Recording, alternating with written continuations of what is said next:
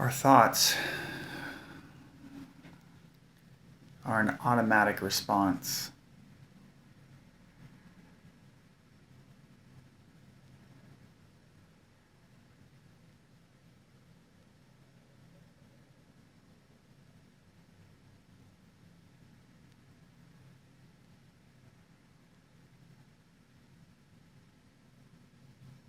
Our emotions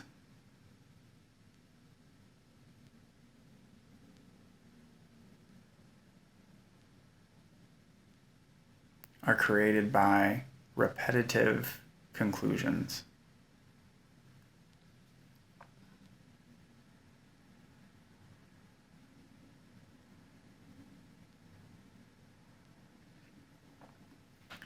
When we're young, we have no conclusions. We're open to the world, open to experience boundless, undifferentiated, pure experience.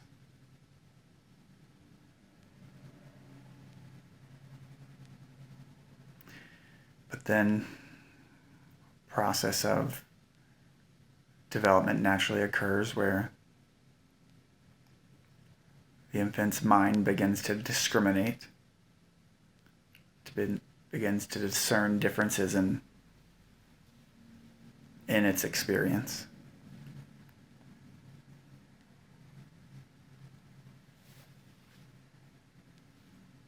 Discerns itself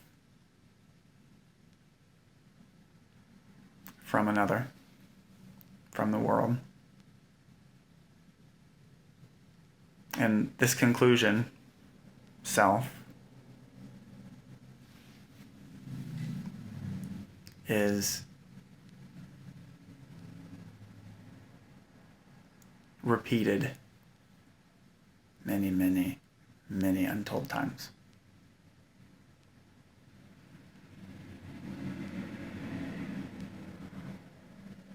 So this becomes cemented in as an automatic response from the thought. It no longer has to be repeated, whether it's the parent saying, "That's you, this is me," or even the infant's own mind, "This is me, that's the world." That conscious, this is that is that, doesn't have to be repeated. It's now cemented in.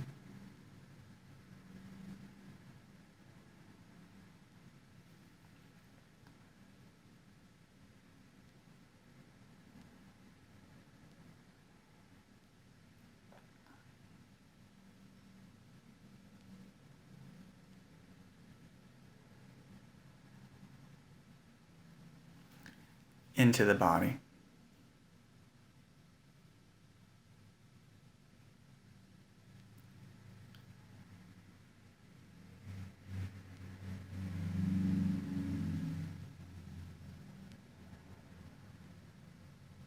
The body knows this.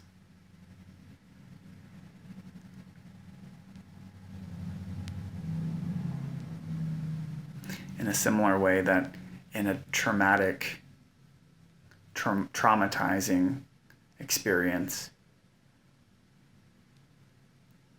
or even the way a habit is formed, it's repeated, and as such cemented into the body as that conclusion that the mind drew from those experiences. It's now part of the body.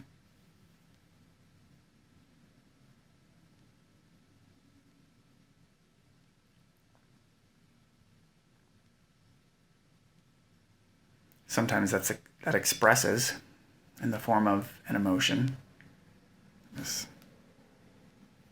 conclusion that's now in the body comes out in the form of an emotion when the body, the intelligence of the body, recognizes the situation or environmental factors similar to the trauma or the repetitive habit created in our body originally, cemented in our body originally.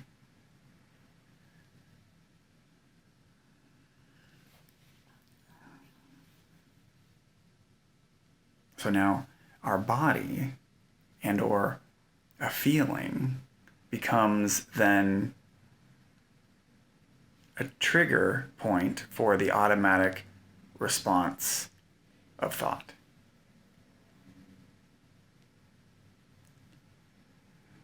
Meaning initially, thought programmed the body.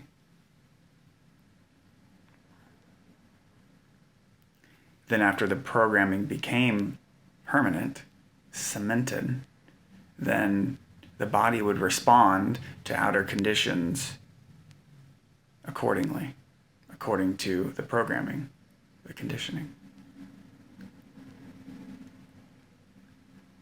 And now the automatic response of the thoughts in relation to the body or feeling tells a story. The automatic response wants to interpret the body, interpret the feeling in relation to past events.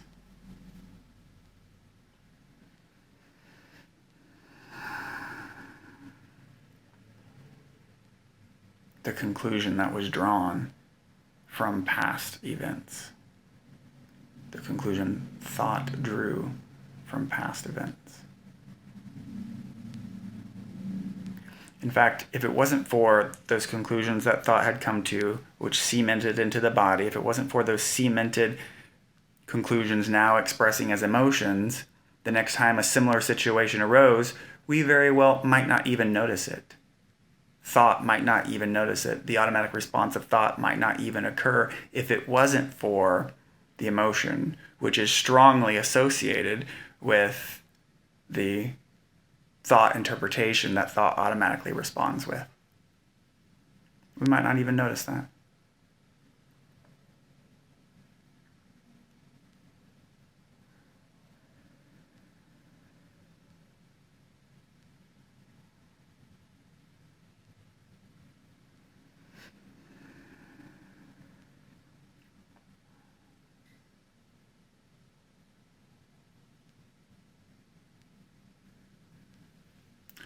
So on one hand, we could say that it is of benefit for us, this mechanism to work in the way described, so we could come to new conclusions from past events that perhaps we didn't have a mature enough mind and the tools to really come to a more holistic understanding of that experience, of that trauma, of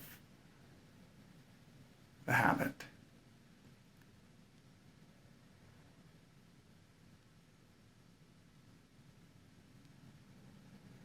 So we could say it could be a benefit. We could say it's of benefit.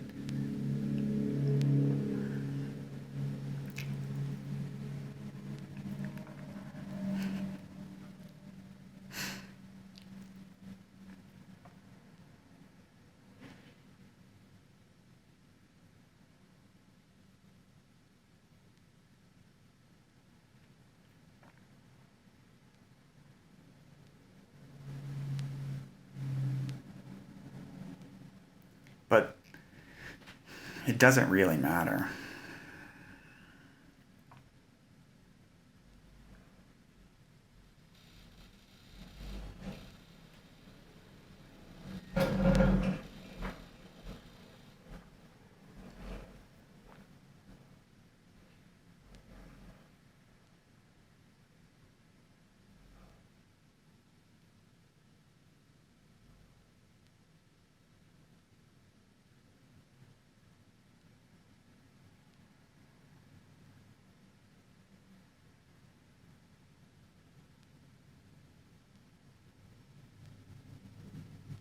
When we see the way thought automatically creates its automatic response, when we see that thought is an automatic response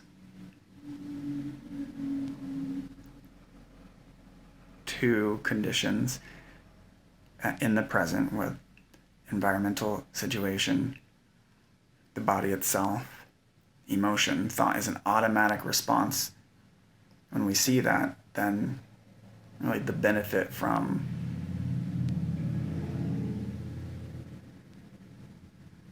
whatever we might gain from re-exploring the way we interpret it or conclusions we had drawn from the past doesn't even really matter. It's just an automatic response.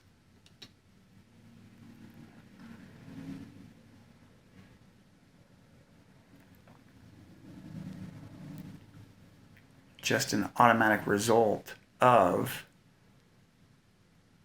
conclusions we had drawn in the past.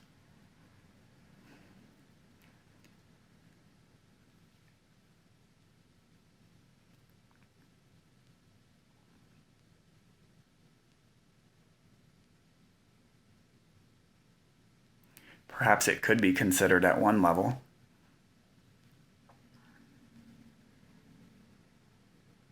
Perhaps the trauma or conclusion that was drawn in the past, if indeed it was accurate with our capacity and tools we had at the time when we created it, it could possibly be accurate in the present time.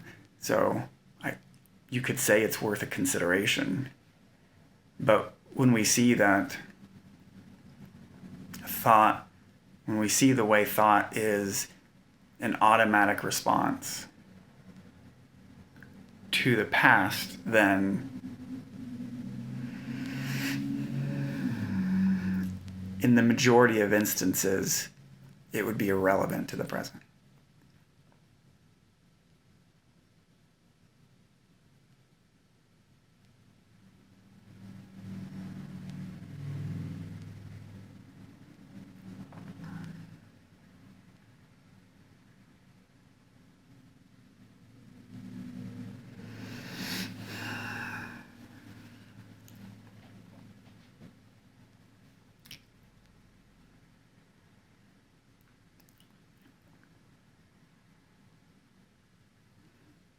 Let's experiment for a moment. Let's close our eyes. Let's close our eyes.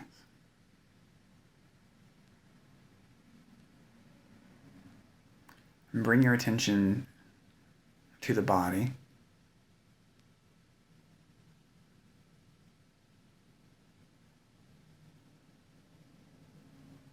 And as we begin to explore the body, we can ask ourselves a question like,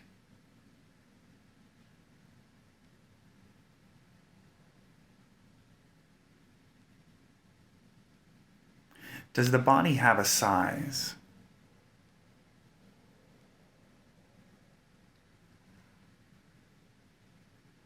And note that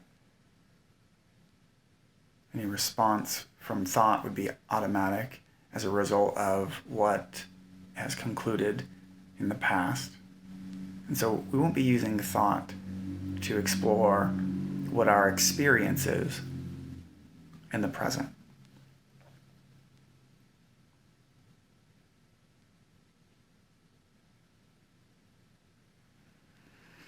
So again, when we place our attention on our body, let's ask ourselves, does the body have a shape?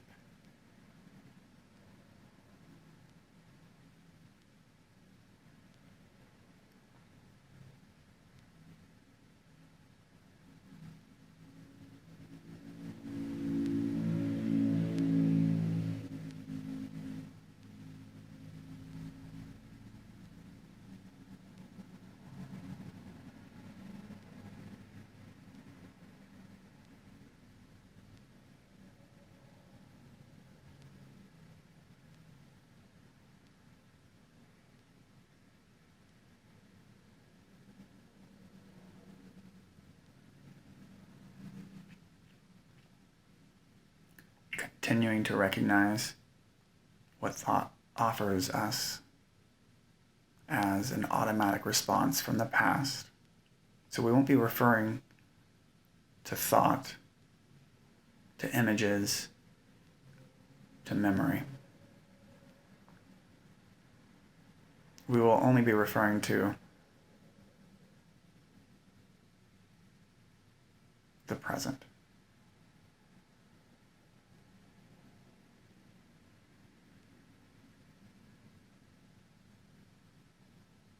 And in the present, our experience of the body with our eyes closed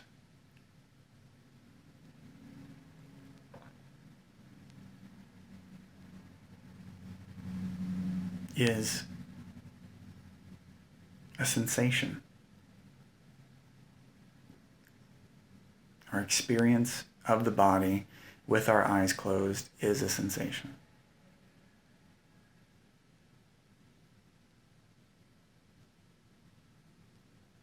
In fact, without referring to thought, can we even find a body? Without referring to images, memory, or thought, can we find a body?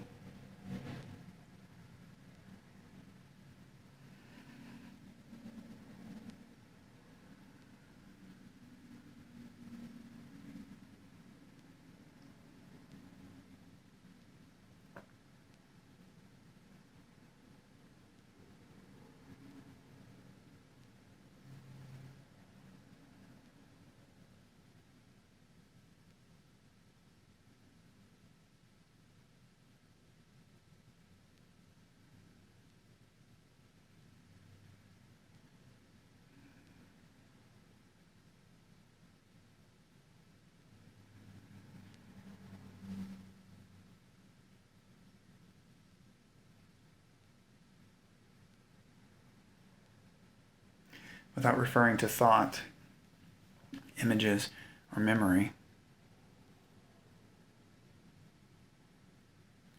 all we can find of the body is a sort of sensation.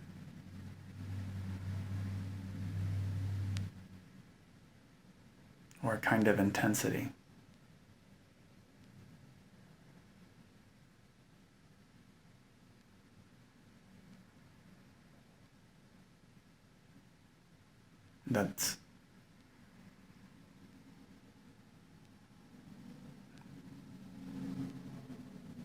But yet we can continue to ask ourselves, does it have a shape?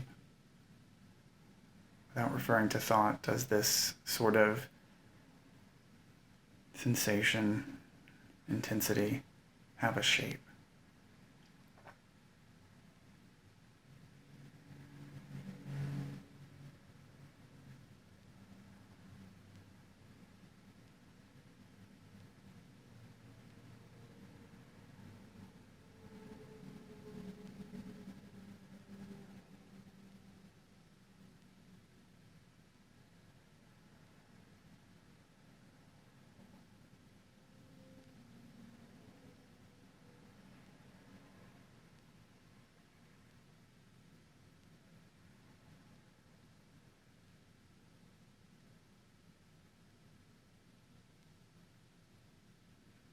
Without referring to thought, does the body have a weight?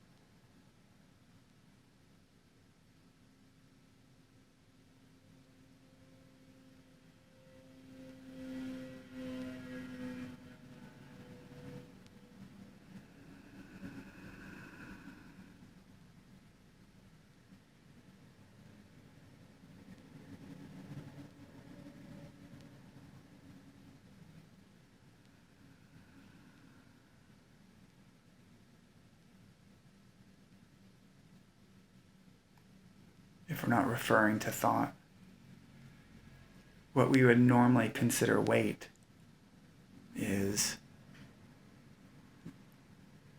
a sensation or a kind of intensity.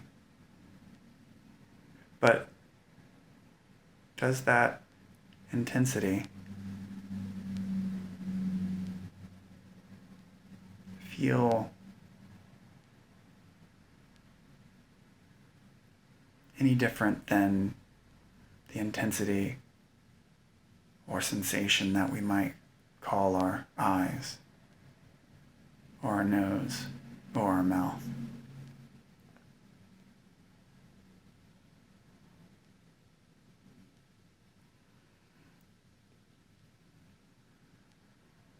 Without referring to thought, is there any difference between the sensation or intensity of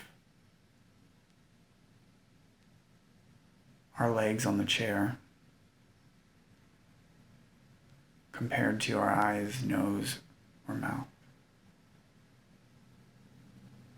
Or is it just sensation, just intensity,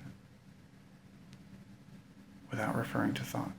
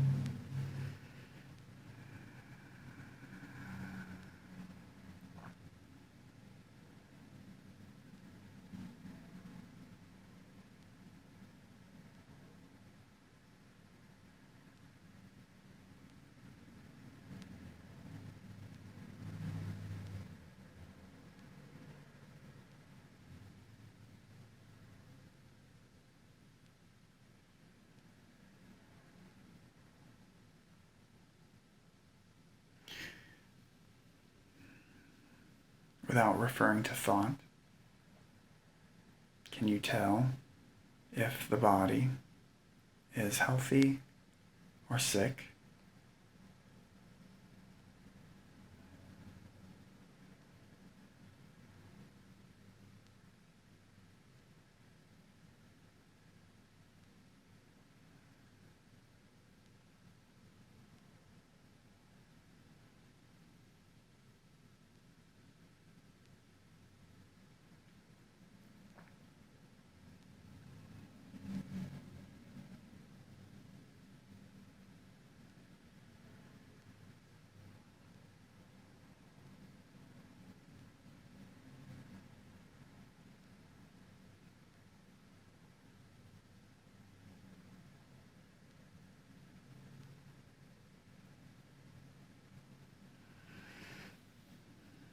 Without referring to thought,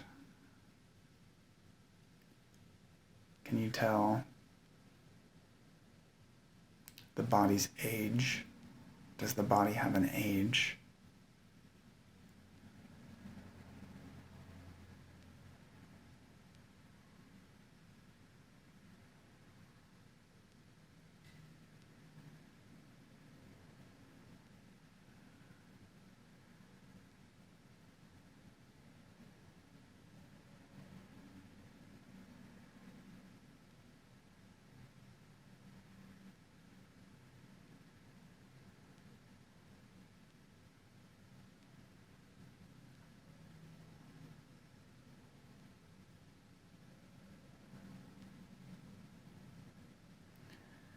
Without referring to thought, images, memory, what age is the body?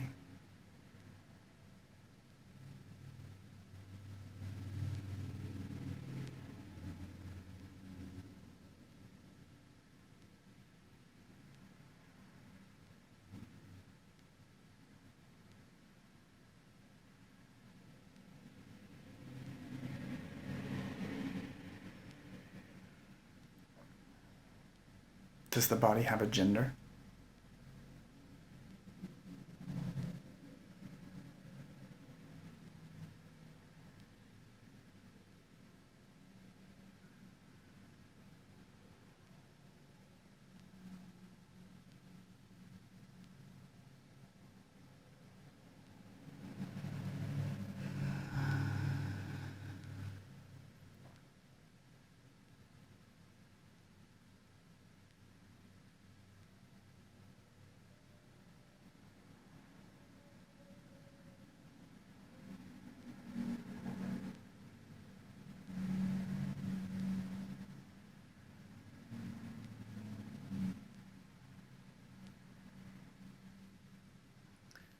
It should be noted that our body is experienced in two primary ways.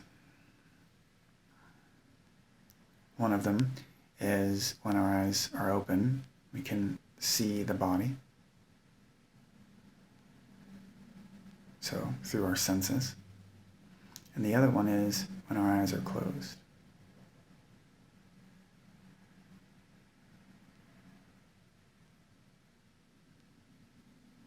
We experience the body as sensation.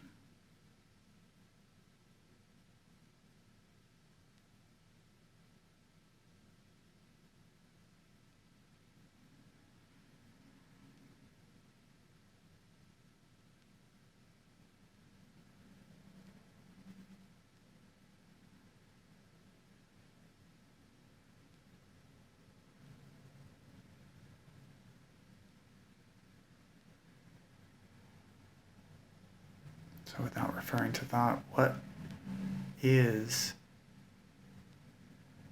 how do we experience the body?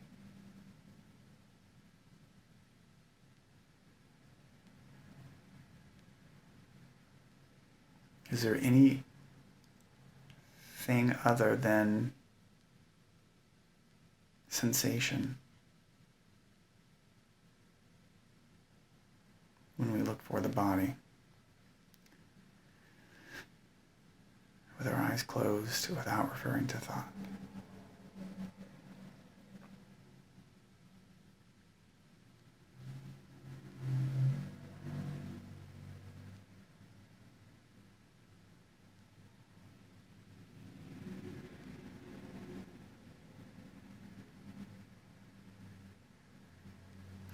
If we were to get out a piece of paper and a pencil in our imagination and draw the lines or dots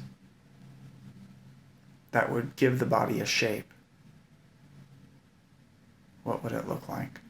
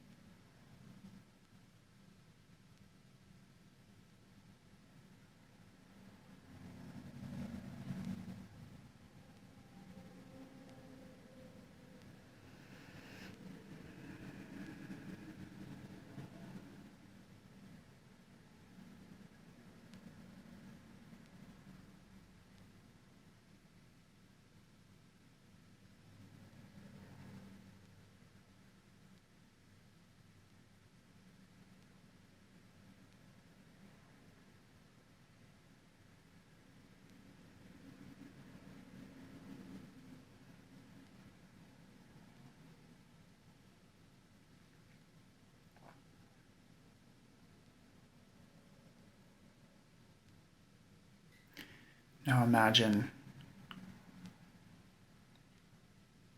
let's say, a particle of awareness moving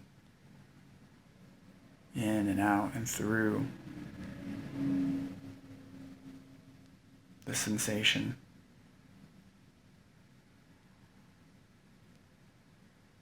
of our body.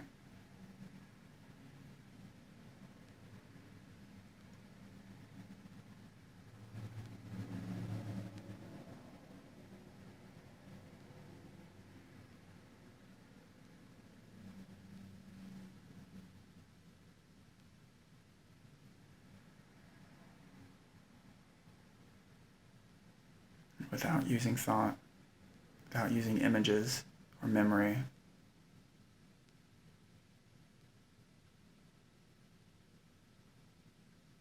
Of what our body looks like.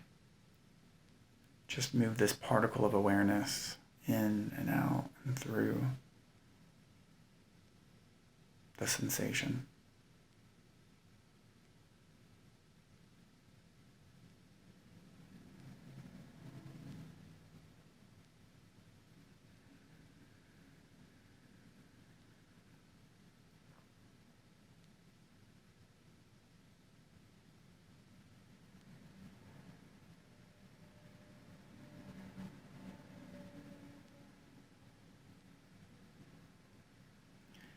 Now imagine the sensation to be kind of like a light, billowy cloud.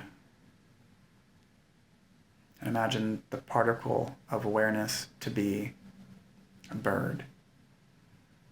And just as the bird would zoom in and out, up and down and through a cloud, without any resistance, without any effort, notice this same bird exploring the sensation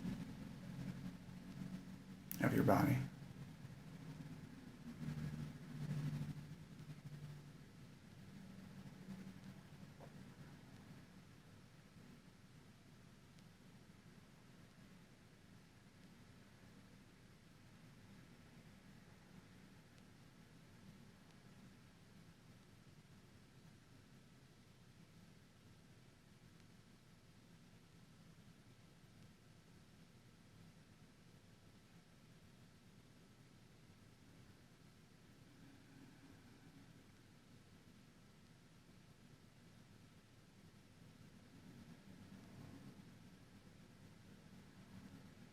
Explore how it might be similar, how a bird flying through a cloud might be similar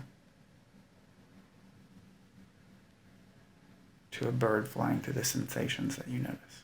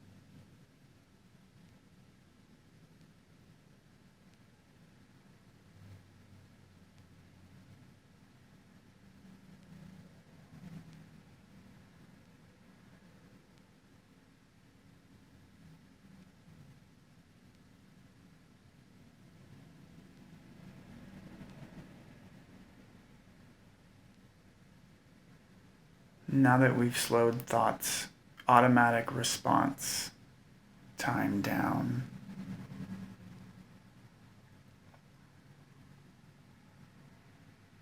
and we're experiencing more directly,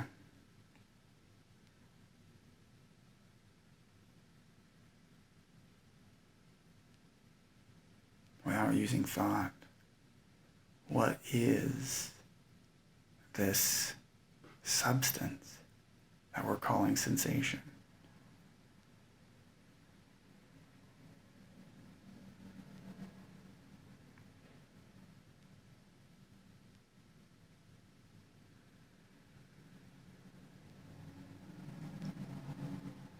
Now, without using the word sensation, what is that substance?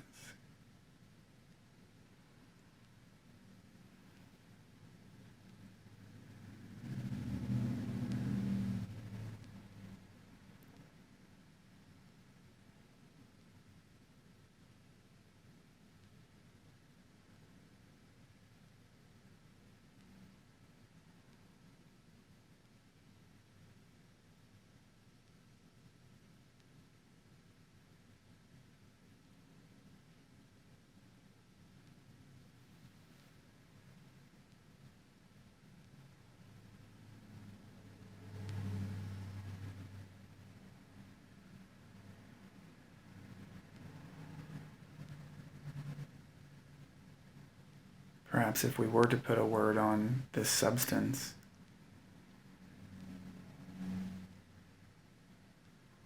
we might call it pure, concentrated consciousness.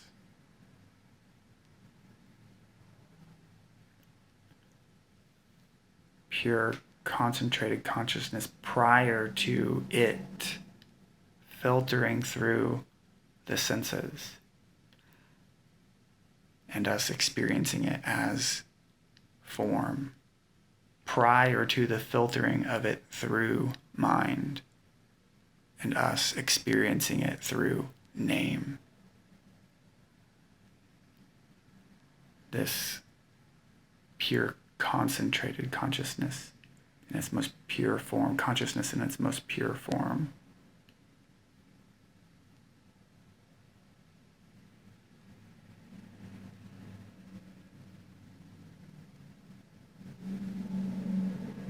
prior to it, which is our essence, is us, the divine, filtering through mind, which we know as naming, and prior to filtering through our senses, which we know and experience as form,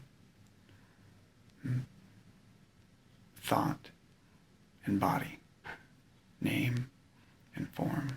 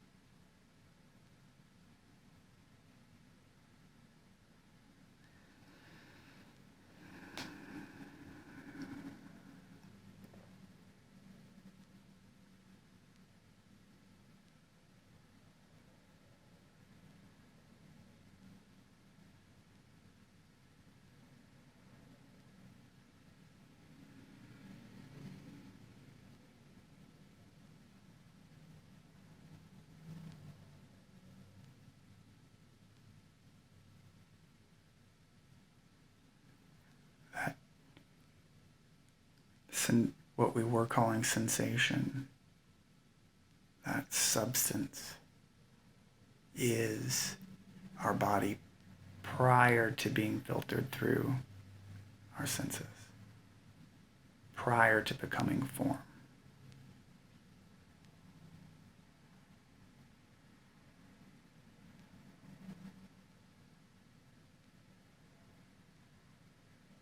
Prior to being filtered through the mind,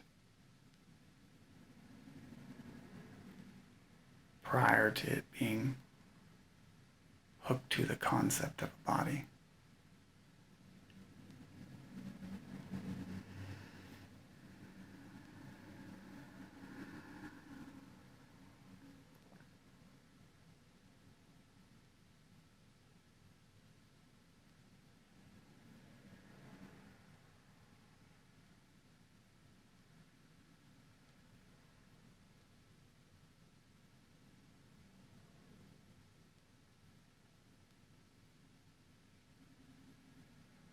Prior to the automatic response of thought.